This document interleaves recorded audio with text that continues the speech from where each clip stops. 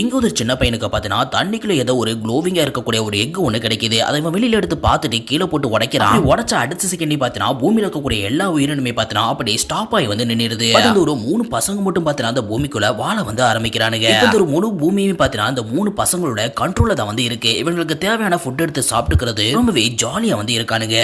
கொஞ்ச நாள் போனதுக்கு அப்புறமா அந்த 3 பசங்கள ஒரு பையனுக்கு பார்த்தீங்கன்னா ஆஸ்துமா நோயானது வந்து இருக்கும். பூமியில பார்த்தீங்கன்னா எந்த ஒரு மெடிசனுமே கிடைக்காம டாக்டர்ஸ் யாருமே பார்த்தீங்கன்னா இயங்காம இருக்கிறதால ஒரு பையன் பார்த்தீங்கன்னா இறந்து போக செஞ்சிடறான். அவனோட ஃப்ரெண்ட் இறந்ததுக்கு அப்புறமா அந்த பையனோட உடம்பு பார்த்தீங்கன்னா புதைச்சு வந்து விட்டுறானுங்க. இப்படியே கிட்டத்தட்ட 2000 வருஷம் பார்த்தீங்கன்னா கடந்து போகுது. அந்த 2 பசங்களும் இப்போ ரொம்பவே பெரிய பசங்களா வந்து வளர்ந்துறானுங்க. இப்போ அந்த 2 பசங்கள ஒரு பையன் மட்டும் பார்த்தீங்கன்னா டைம் ஆனதை கால்குலேட் பண்ண வந்து ஆரம்பிக்கிறான். டைம் கால்குலேட் பண்ணதுக்கு தெரிஞ்சதுக்கு அப்புறமா பாஸ்ட் நோக்கி வந்து போக ஆரம்பிக்கிறானுங்க. அங்க போய் விதவிதமா ட்ரெஸ் எடுத்து போறதுன்னு ரொம்பவே ஜாலியா வந்து இவங்க லைஃப் ஆனது போயிட்டு இருக்கு. பண்றதால ஏதாவது சேஞ்ச் ஆகுமான்னு இவங்க ட்ரை பண்ணி வந்து பாக்குறானுங்க. பட் எந்த ஒரு சேஞ்சும் வந்து ஏற்படல. பட் அப்படி ஒரு பையன் பார்த்தீங்கன்னா வானத்தை பாக்குறான். ஒரு சேஞ்ச் ஆனது வந்து தெரியுது. அதை பார்த்த உடனே வேகமா பார்த்தீங்கன்னா ஓடி வந்து தன்னோட ஃப்ரெண்டு கிட்ட வந்து இப்படி நடந்திருக்குன்னு வந்து சொல்றான். அவனோட ஃப்ரெண்டு பார்த்தீங்கன்னா அந்த ஒரு இடத்துல வந்து இல்ல. என்னடான்னு பார்த்தா இதுக்கு மேல நம்ம இந்த பூமியில வாழ முடியாதுன்னு சொல்லி தண்ணிக்குள்ள குதிச்சு பார்த்தீங்கன்னா தற்கொலை பண்ணி இறந்து போக வந்து செஞ்சிருப்பான்.